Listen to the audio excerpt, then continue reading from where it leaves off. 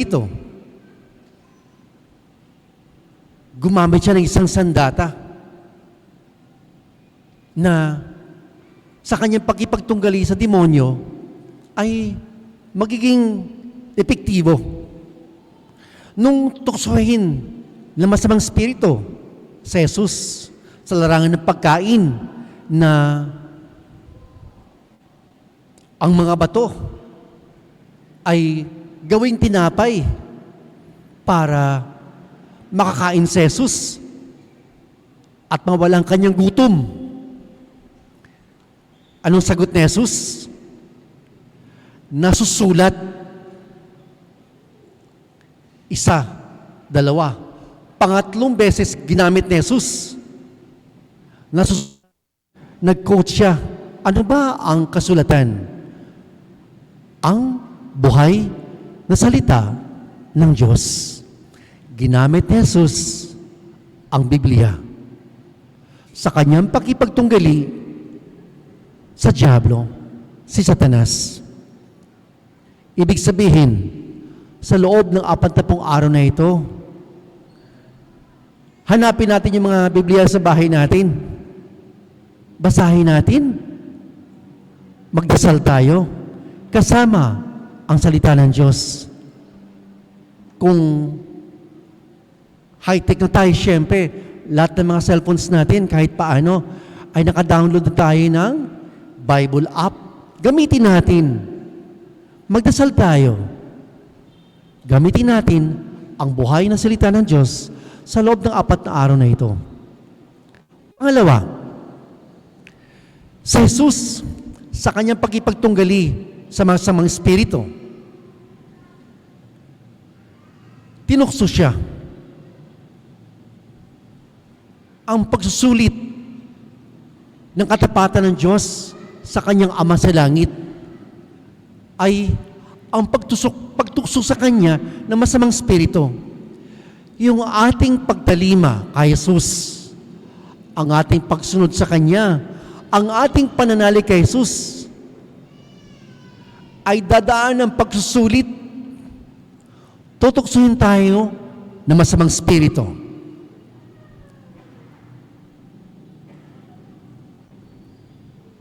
Ang ibig sabihin ba'y pag tinukso tayo ng masamang espiritu ay masamang tao na tayo?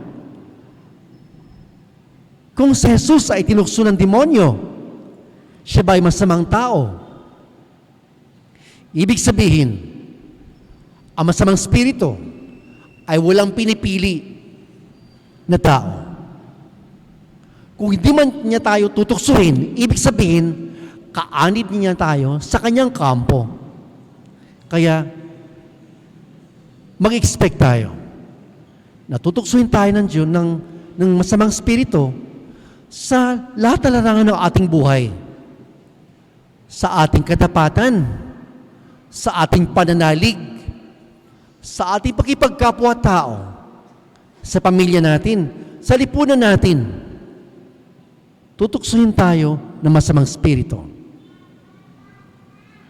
Pero, binigyan tayo ni Jesus ng solusyon. Una ay ang paggamit ng banal na salita ng Diyos. Pangalawa, ano ba ang landas o gabay para i-address natin ang panunukso ng masamang espiritu? Nakikita natin ang kasagutan sa araw-araw na buhay natin. Ang ating mga anak, bago sila naglakad, tutulungan sila ng kanilang mga magulang. Ang kanilang first step, dahan-dahan. Kailangan matuto ang bata na maglakad. Pangalawa, kailangan niya matutong kumain. Pangatlo, kadalasan ng kamay ng bata, pag nakahawak yan sa damit ng nanay, o kung ano mahawakan niya, hindi niya bibitawan yan. Responsibilidad ng mga magulang na turuan ng kanilang mga anak na buksan ang mga palad na ito upang makibahagi mag-alay, maglingkod, hindi maging sakim.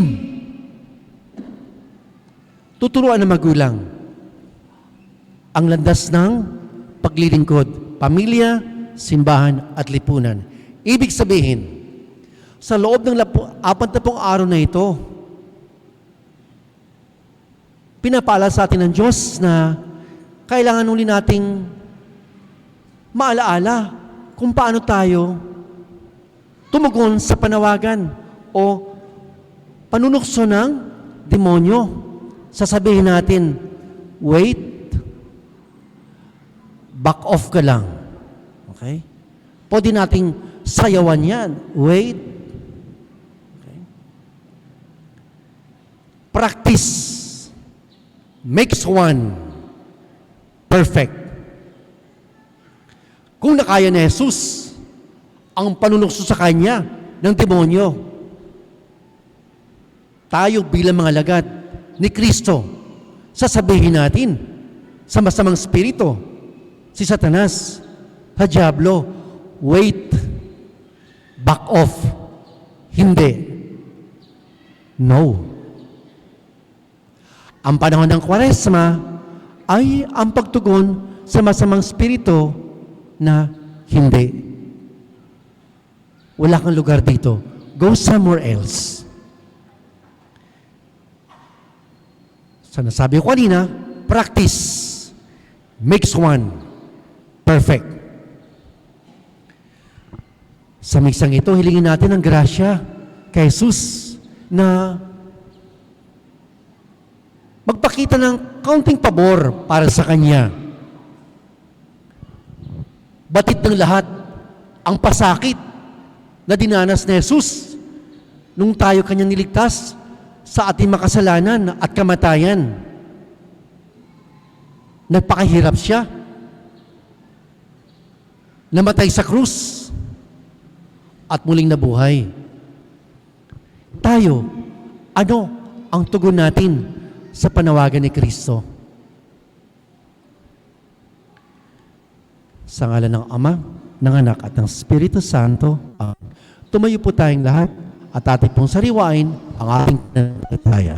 Sumasampalataya ako sa Diyos amang makapangyarihan sa lahat, na may gawa ng langit at lupa. Sumasampalataya ako kay Jesucristo, iisang anak ng Diyos, Panginoon nating lahat.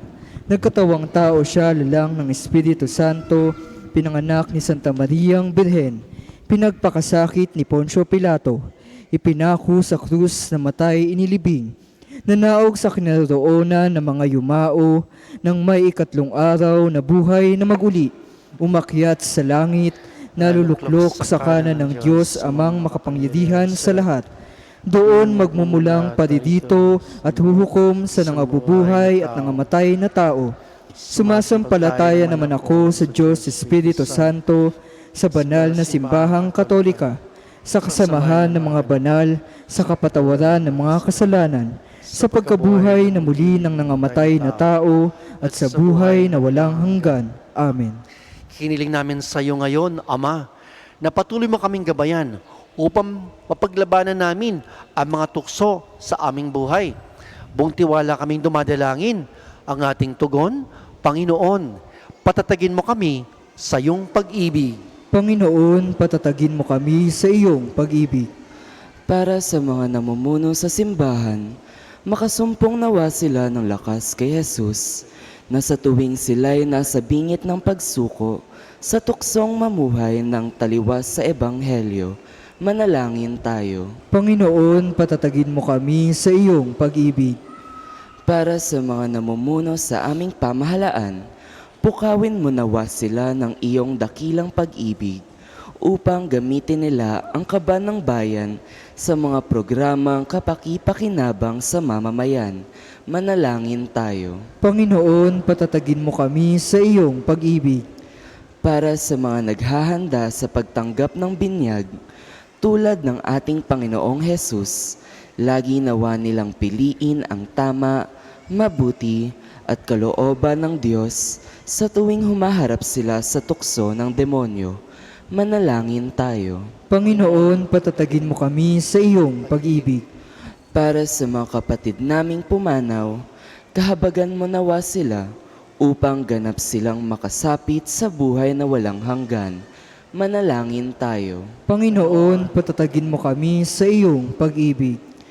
Sa ilang sandali ng katahimikan, ating ipanalangin ang iba pang mga pangangailangan ng ating pamayanan, pati na rin ang ating pansariling kahilingan.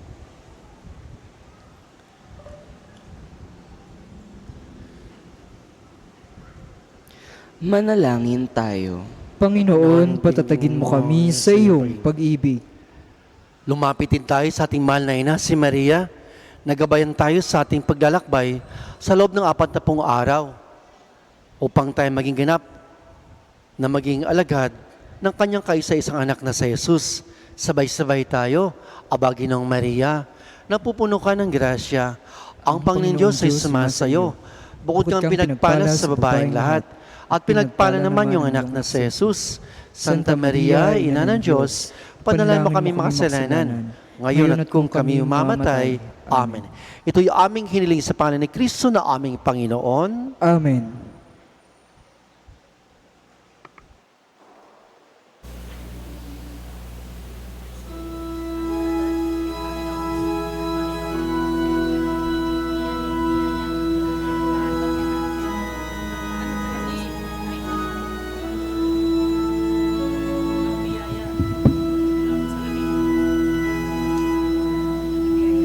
Ang biyaya ng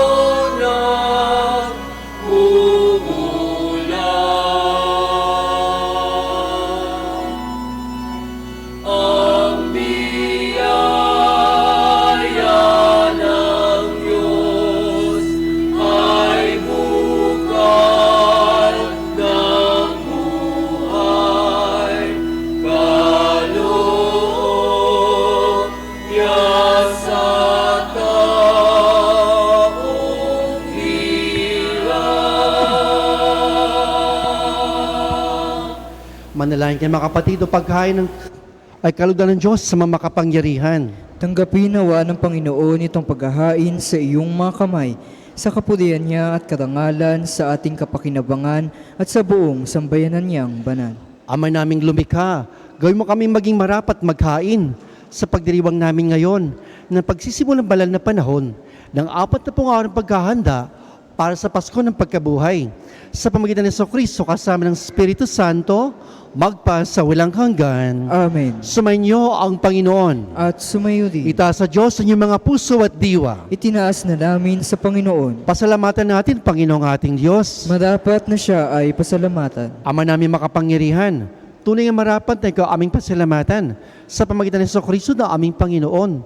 Ang kanyang 40 araw ng pagtitiis ng kagutuman ay nagbibigay kahulugan sa panahong ito ng pagpapakasakit para sa kapwa-tao.